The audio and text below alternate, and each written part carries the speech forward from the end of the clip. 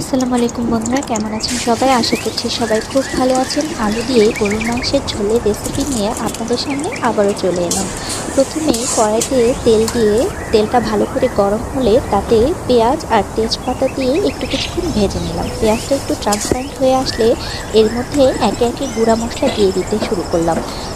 হলুদ গুঁড়া, মরিচ গুঁড়া, জিরা গুঁড়া, ধনে গুঁড়া আর গরম মশলা গুঁড়া দিয়ে একটু পানি দিয়ে মশলাটা নেড়েচেড়ে নিয়ে তাতে আদা আর রসুন বাটা দিয়ে মশলাটা ভালোভাবে কষিয়ে নিতে হবে।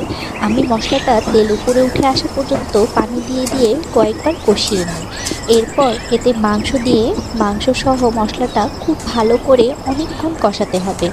এরপর পরিমাণ মতো ঝোল দিয়ে এতে আলু দিয়ে দিলাম। আলু আর মাংসটা সেদ্ধ হওয়া পর্যন্ত ভালোভাবে রান্না করে নিতে হবে। গরম ভাতের সাথে সুস্বাদু আলু দিয়ে গরুর মাংসের ঝোল, ব্যাস আর কিছুই লাগে না।